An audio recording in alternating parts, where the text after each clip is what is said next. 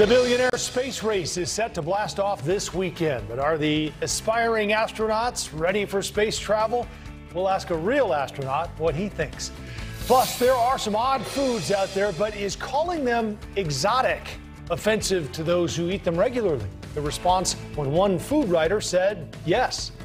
And new studies show COVID-19 doesn't have a serious impact on kids' health, so should masks still be mandatory in schools?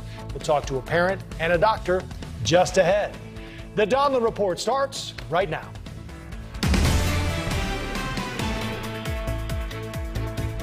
Good evening, happy Friday. It may be summer, but the CDC is thinking about the upcoming school year. The agency released new guidelines today aimed at getting schools back to in-person learning, even in places where COVID cases are rising.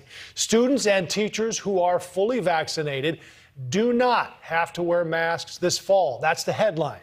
As for those too young to get the shot, the CDC is still recommending the mitigation factors we're all familiar with: social distancing, hand washing, thorough cleaning, and of course, still wearing masks. The agency is also urging school communities to get the vaccine, saying now is the time. Keep in mind, it takes 5 weeks to get fully vaccinated, so if you got your first shot today and the second one on July 30th, you wouldn't be fully covered until mid-August, which is just before the school year starts in most areas. And there's also this development. New studies find that when it comes to children, the risk of death or serious illness from COVID-19 remains extremely low, with more than 99.9% of kids infected surviving, giving parents more to consider in the risk-reward debate over the vaccine. Joining me now, Jennifer Boer-Cuevas, a licensed clinical social worker and spokesperson for Unmask the Kids New York. It's great to have you with us tonight on a Friday. In the beginning, this was really a matter of protecting the parents and the adults at the school. That was behind a lot of this masking. Where's the line for you on this? Have you always been opposed to it, or is it just now because we're at this point? I believe that the masks played a role. When the pandemic was happening, the masks were purposeful for protecting us and for protecting our fellow humans. But now that we are out of the pandemic, it is now time for us to really consider unmasking our children, especially in the school environment. Which is what the CDC said today. So where do we stand right now? Where's your district on this right now? Are they still mandating masks, or just for those who are not vaccinated? My school district, I live in Huntington, Long Island, and they are mandating masks for in-person learning. So for everyone? All children. I'm sorry? For everyone? For everyone at this point.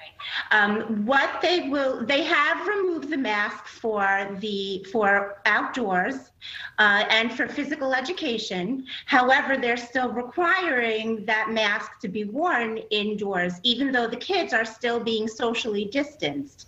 However, what will become in the new school year has yet to be seen. And with these new CDC guidelines that have emerged today, I'm not hopeful that the masks, wearing the masks indoors will be removed anytime soon, because the school districts seem to follow the CDC's guidelines. Wouldn't that mean that they would then for vaccinated students?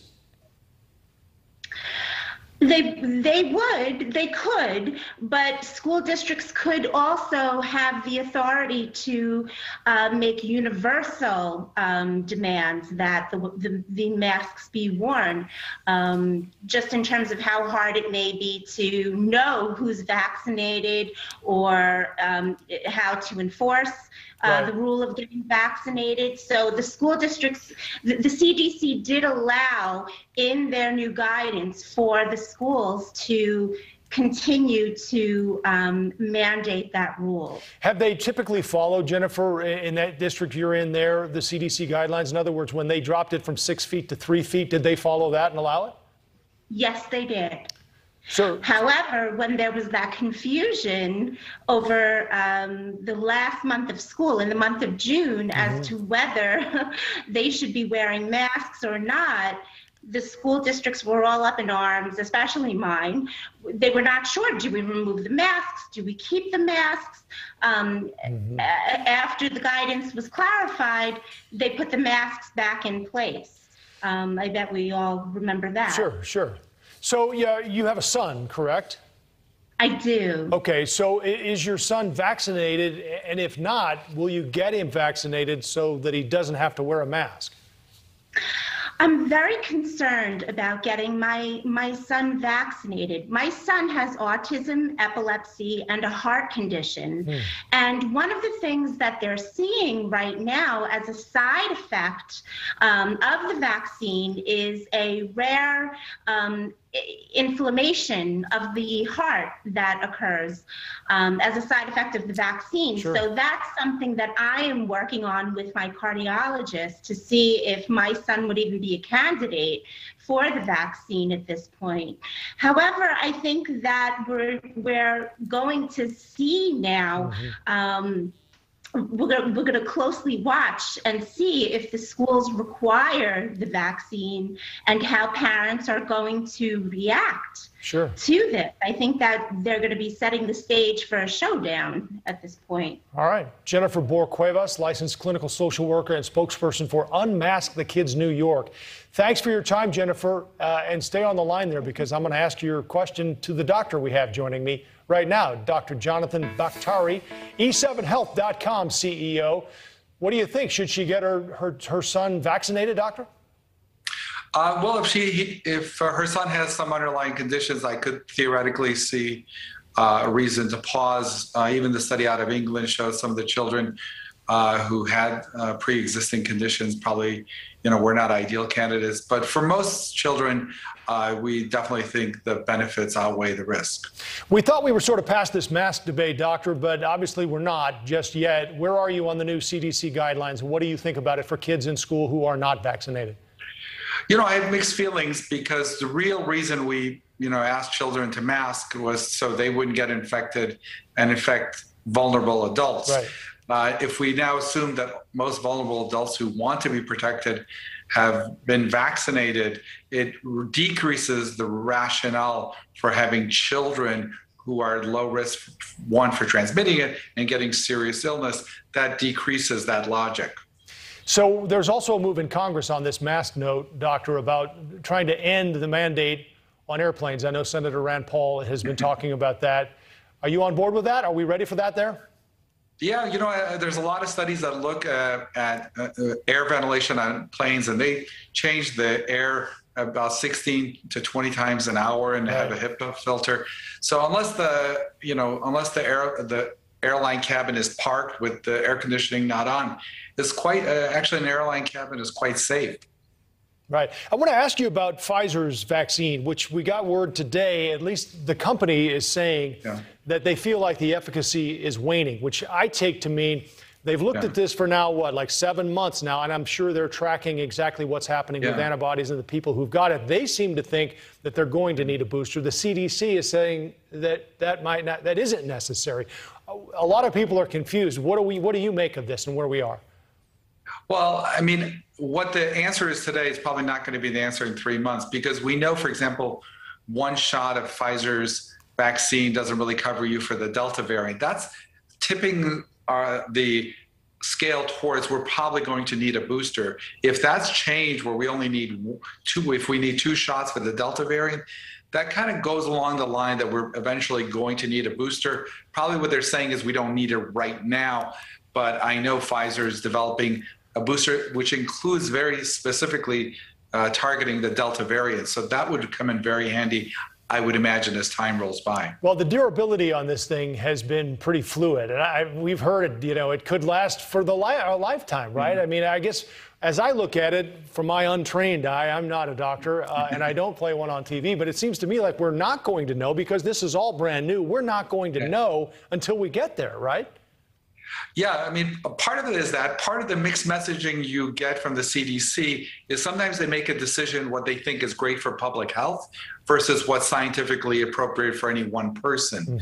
So I think in their heart of hearts, they probably see a booster coming, but right now they want to make sure everyone gets the 2 vaccines. So you got to separate what the CDC says in terms of what they think is best for public health right now versus the actual science. One more before you go, Doctor. You've probably heard, because I have, vaccinated people say, listen, I'm not being selfish here. I got the shot. Why should I care if someone else does or doesn't? That's up to them. What's the answer to that? You know, you kind of see that, like, you know, people don't want to wear their seat belts or they don't want to do anything else. At a certain point, society kind of throws up their arm and says, you know, we've taken it as far as we can. The rest is up to you. So, you know, all of these measures that we're taking, which I think is very appropriate, at some point someone may argue, okay, now anyone who wants to be protected can, if they choose not to. You know, what is society's obligation to jump through hoops to keep them protected? Yeah. Jonathan Bakhtari, doctor, it's great to see you, CEO of E7Health.com as well. Have a great weekend. Appreciate your time. Thanks for having me. Well, it's a parent's worst nightmare, and it happened. Parents' worst nightmare, and it happened in Louisville, Kentucky. We'll explain more about this frightening kidnapping and the heroic action taken by witnesses and officers. Plus, is a 70-year-old fit for space travel? We'll ask a former astronaut what he thinks about Richard Branson's personal flight to outside the atmosphere. Don't forget to follow us on social media at The Donlin Report on Twitter.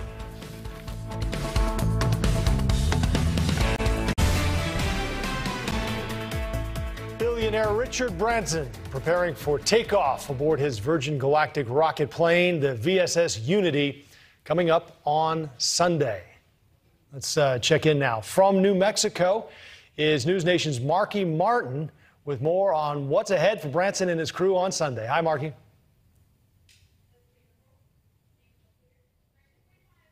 Not too far from where this weekend launch will be taking place, but this is the billionaire space race that everybody has been talking about for years, right? Who's going to make it there first?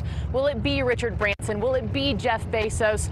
Would it be or Elon Musk? And if everything goes according to plan this weekend, it will be Sir Richard Branson. Now, he'll be taking his very own rocket aboard Virgin Galactic this Sunday morning out of New Mexico desert. And get this, the flight isn't that long. The entire experience is only about 10 minutes with 3 minutes of weightlessness. And he posted an epic video to his Twitter feed, and I want to play part of it for you here. Astronaut 001, Richard Branson. I'll be evaluating the customer spaceflight experience. I've always been a dreamer. My mum taught me to never give up and to reach for the stars. This July, our dream will become a reality. Yeah, he just exudes enthusiasm. You can feel it. But if you remember, this journey does not come without competition. Earlier this summer, former Amazon CEO Jeff Bezos announcing that he would be launching himself into space on July 20th. And reportedly, when he made that announcement, Branson expedited his journey. And we do know that Bezos is taking not only his brother, this is my favorite part, 82-year-old pilot Wally Funk. And she was one of the original Mercury 13, the women who trained to become astronauts in the 60s but never made it to space. You have to listen to her learning for the first time that she'd be joining. We're going to fly you up into space on the very first flight. That's your I can't tell people that are watching how fabulous I feel to have been picked by Blue Origin to go on this trip. You're going to be an astronaut. Oh, finally!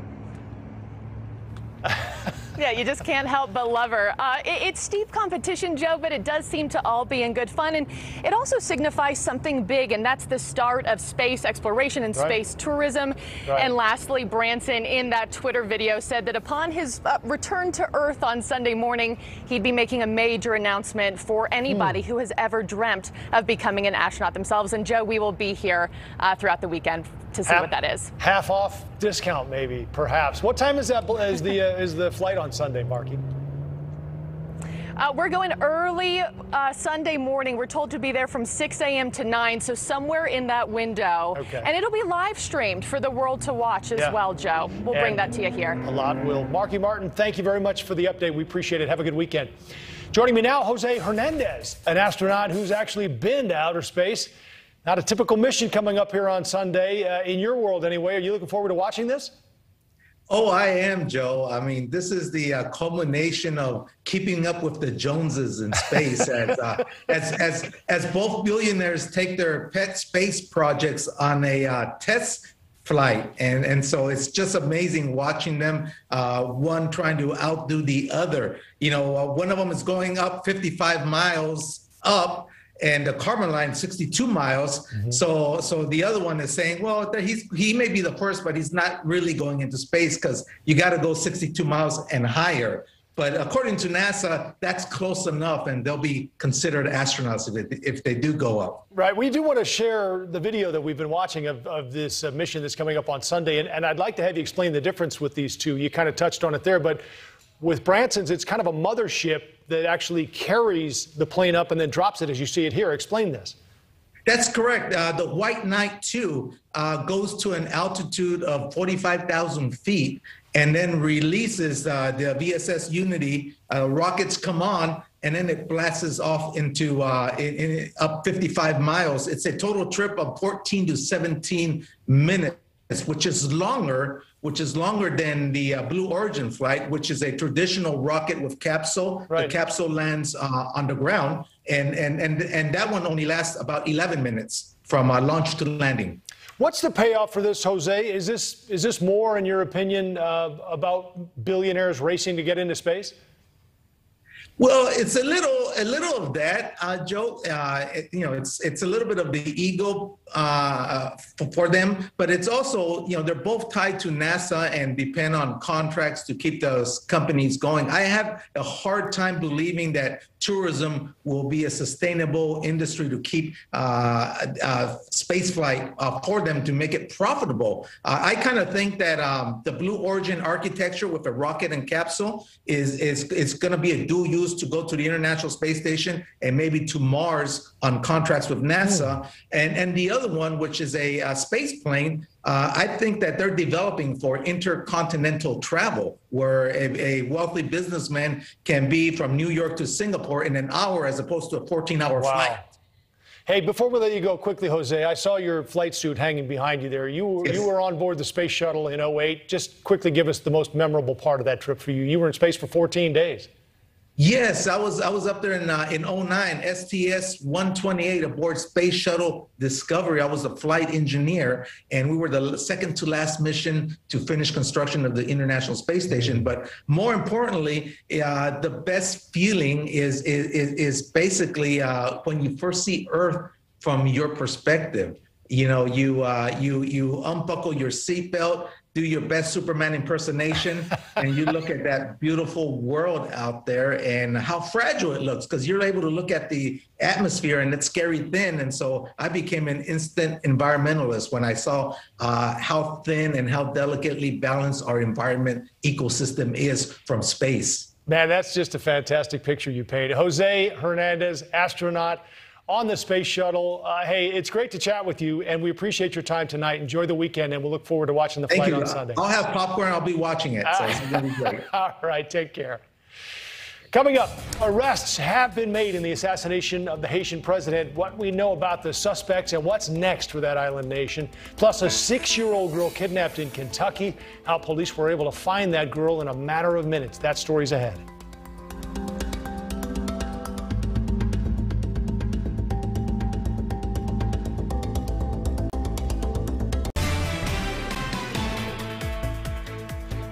It is a parent's nightmare. A 6-year-old girl playing outside, kidnapped in broad daylight. What happened just minutes later? News Nation's Leland Vitter joins us now to explain. This is quite a story. It's quite a story. You and I have covered so many of these who ended up the other way. And it's so nice to see this one ends up the right way. Take a look at this video. There was a 6-year-old, she was playing on the side of a road on a bike when she was kidnapped by a stranger. This is video of the police dash cams just a couple of minutes later. Witnesses called the police. The cops followed the car, and they arrested Robbie Wilt, 40 years old. Here's him on the ground. That's the red Challenger that he used. He circled a block and then allegedly grabbed this girl off of her bike. Here's the view from the other police officer's camera.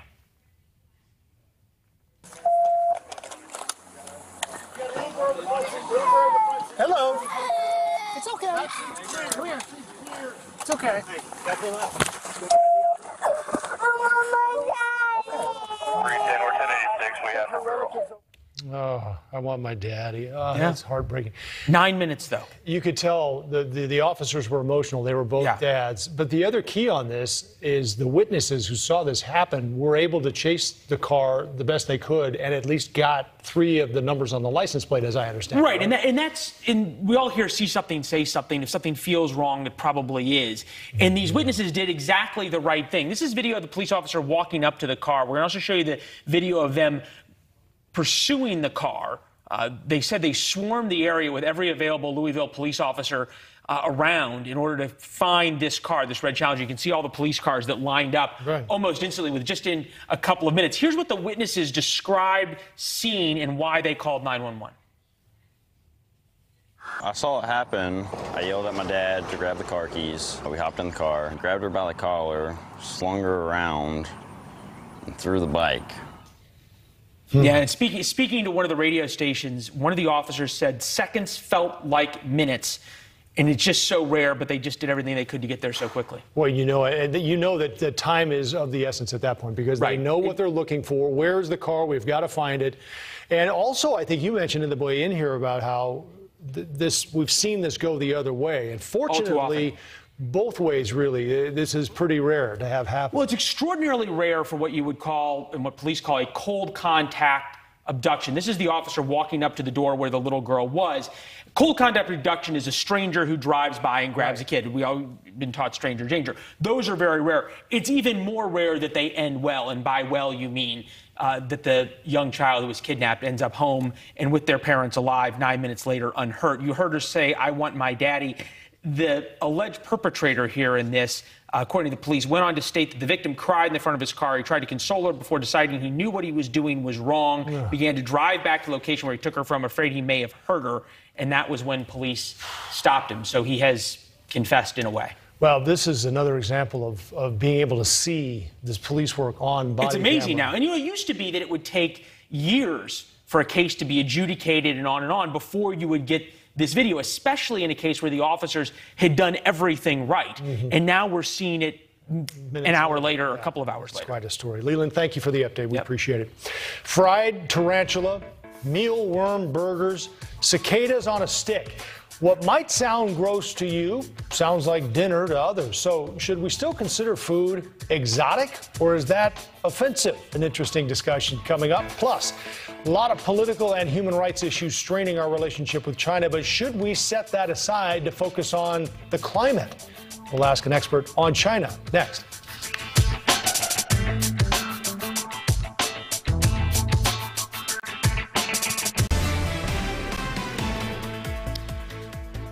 Haitian authorities are asking for U.S. troops to help stabilize the country as more suspects are arrested in the killing of the country's president, Jovenel Moïse. Of the 17 suspects so far, 2 are reported to be Haitian Americans, as well as several former members of the Colombian military. The search is ongoing for at least 8 more suspects. News Nation's Brian Enton is live outside the Haitian consulate in Miami tonight with our report. Brian? Joe, yeah, the manhunt continues right now in Haiti. Here in Miami, there is a massive Haitian American population, especially in Little Haiti, a neighborhood right outside downtown Miami. Many of those people very, very concerned about what this means for their country moving forward. New video released today shows the 17 suspects Haitian police say are responsible for this. They had them laid out on the ground, hands behind their back and handcuffed, and they allowed the media in to shoot all of this happening right there in the police station. They also showed the weapons that were used, including assault rifles. According to local journalists we've spoken to, it was a brutal killing. They say the president was shot 12 times, that they took his eyes out, and that they actually broke his legs. And now the news that 2 Haitian Americans are among the suspects. These are American citizens who lived right here in the Miami area. They are Haitian Americans. One has an organization here in the United States, a nonprofit organization. He also apparently on his website helping kids in Haiti. He was about to run for office in Haiti. And several Haitian newspapers right now are reporting that those Haitian Americans by the name of James Solagis and Vincent Joseph, they are now claiming that they were hired as translators, that they found this job on the internet, and they say that's how they got mixed up into this whole assassination.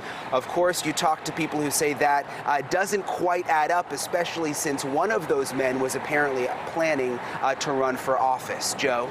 Brian Etten, live for us in Miami tonight. Thanks for the update, Brian.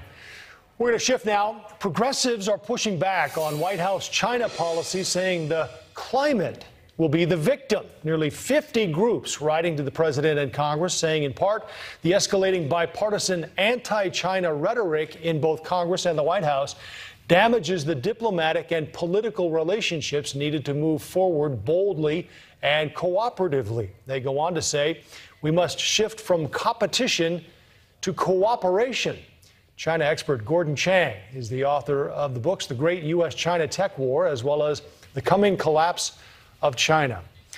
All right, Gordon, I've gotten to know you fairly well here on the program. We appreciate you joining us as always, and I can see you drooling a little bit on this one. I'm not sure I can tee that up for you any better, but go ahead and start. Well, this is one of the worst ideas ever. Well, first of all, China is committing acts of genocide, and we are parties to the Genocide Convention of 1948, which requires us to prevent and punish acts of genocide. This is not optional. So this plan to support China, because of climate change, that's just a violation of our treaty obligations. Second of all, just to just sort of avoid and not think about rape, brutality, torture, killing, enslavement of a population, that just offends our sense of humanity. So this is just not a sustainable plan. And then third of all, this was not going to work. The idea that you try to cooperate with China to get China's cooperation on something you want, that sounds like it should work, but it's failed over 5 decades. So clearly, this is not something that is going to get us where we need to be. Well, they've cooperated, I guess, to an extent, right, Gordon? I mean, they're the top emitter of pollution. We know that. There's no doubt about that, or the damage that it's doing. But will you at least concede that this should be a priority, even if it isn't at the expense of these other issues that we know are important as well? Well, yeah, of course. I think we should try to reduce carbon that is being put into the atmosphere.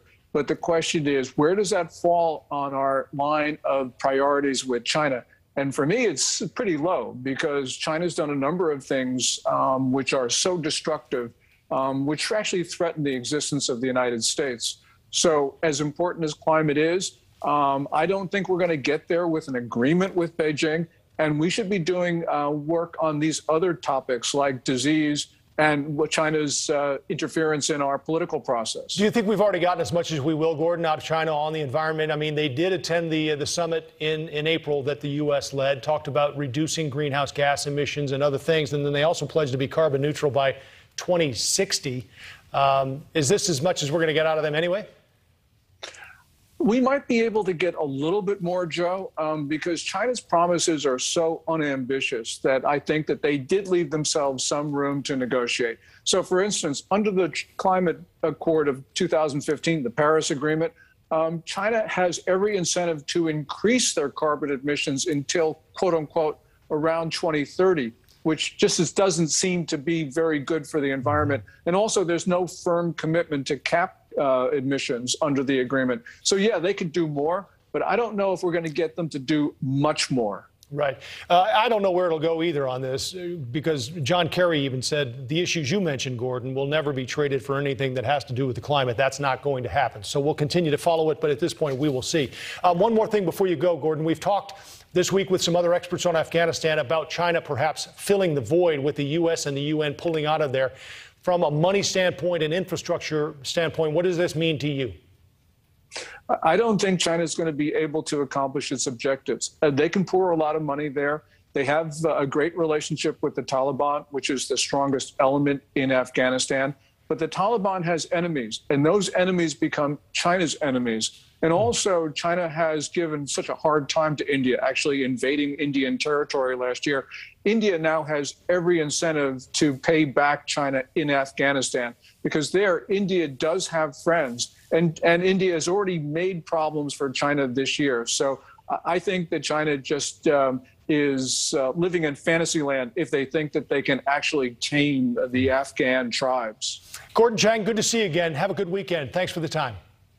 Thank you so much, Joe. Can you spell historic? How this world record holder etched her name in the history books. And we eat all types of food, but should any of them be considered exotic? This is an interesting debate. The Washington Post writer who says no got a lot of response. We'll talk to her next.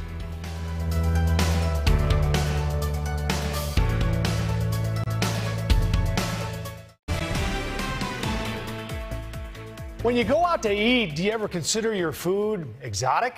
Chinese, Italian, Indian, Thai, maybe foods that are foreign, unique, or different than what you typically eat.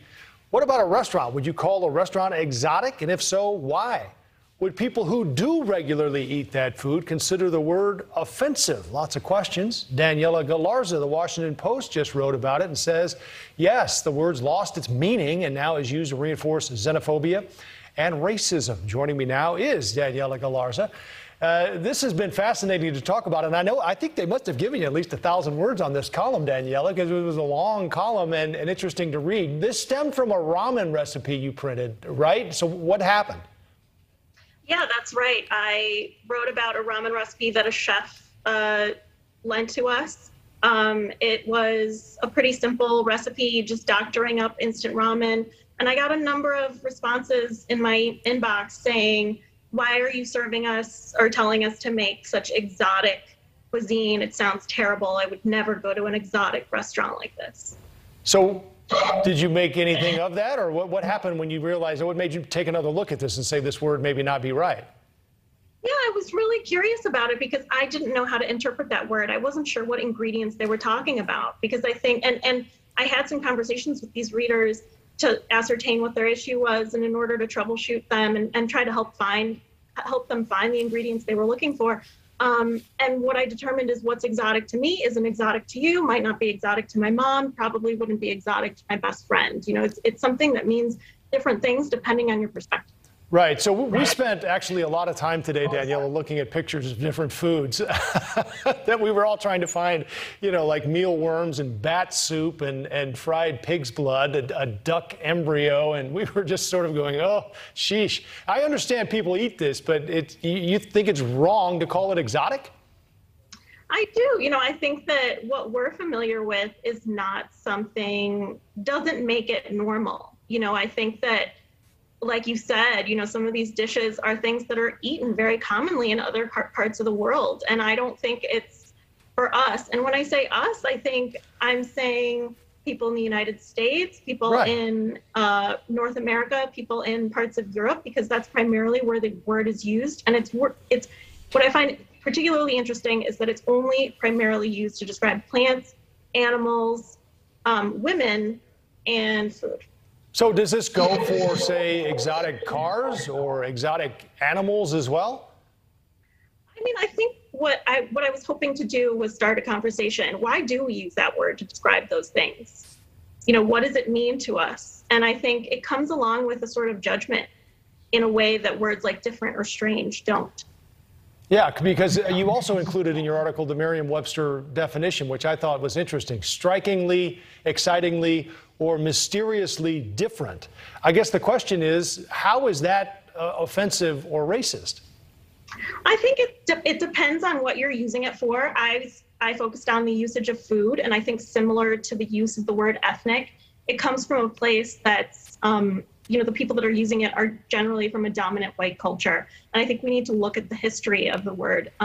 Words have meaning and words have consequences. And I think the language we use should really matter, and we should think about what it says about us and what it says about our perspective on the world.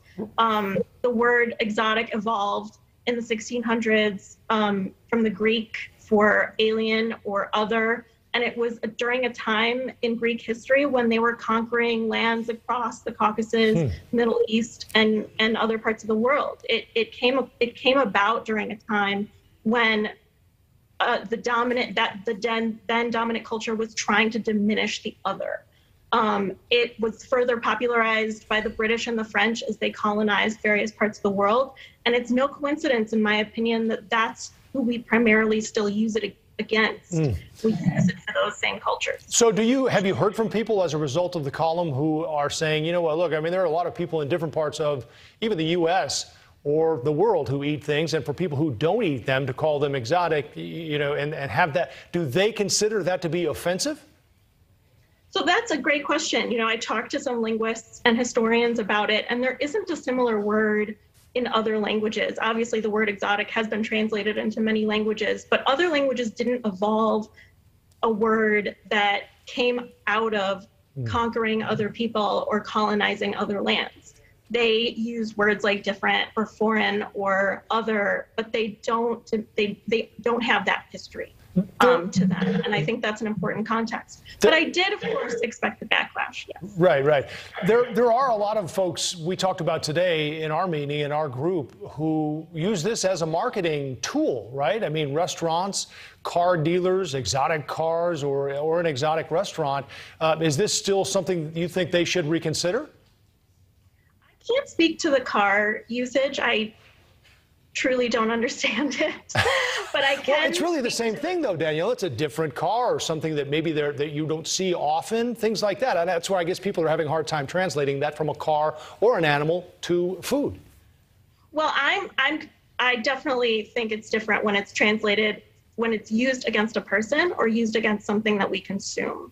I think that the way we describe food is really important because it says a lot about how we see that culture. I understand that a lot of people are using it in a positive light. I think that was most of the criticism I was getting, is that people are saying, well, I love exotic things. I love exotic plants and flowers and people. But I think that we need to think about what that means. Why do we like that? Why do we use that word and not a Well, again, it's been an interesting debate for us in our group today. And Daniela Galarza of the Washington Post, we appreciate you joining us to talk about it on the air tonight. Have a good weekend. Thanks so much. Thank you. You bet. Take care. A gift from home with none of the hassle, how a veteran-owned business is making it easy for families of service members to send care packages. Don't forget, you can follow us on social media at The Donlin Report on Twitter.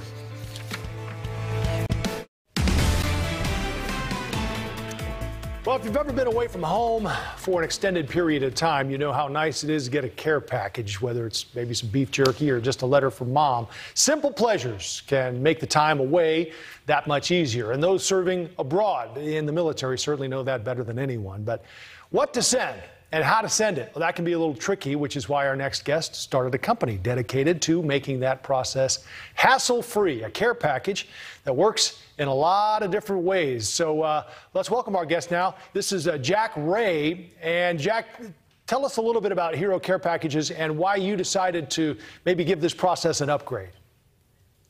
Hi, Joe. Thanks for having me. You know, I saw in the military firsthand kind of how important care packages were. And, you know, we would be out at sea. I was in the Navy for 4 years. We'd be out at sea for months at a time. And rather than go out in some foreign port, guys would stand in line for hours waiting for care packages. And you know, as elated as I was to get them, it broke my heart to see my sailors who didn't receive care packages. Yeah. And I didn't realize how hard it was to send a care package until I got out of the Navy and I started sending care packages to friends and family who were still in the service. And I saw it's really hard. You have to, you know, get all the items, go down to the post office, fill out complicated customs forms. And I was a military veteran and I was struggling with the process. And so I looked for a company that did what Hero Care Packages does, that would take the hassle out of the process, and it didn't exist. And I said, that's crazy. It needs to exist, so I started Hero Care Packages. So how do you take the hassle out? You pick everything that goes in, right? So people don't have to worry about that. And then you also take care of the shipping as well, right? Sure. We take care of shipping and customs. You know, the military discount shipping, for example, at USPS, if you were to go down there, is $20. And so, you know, we can really greatly reduce shipping costs, pass that on to the customer. And the real value is that we're a veteran-run service that's curating high-quality items for the recipient.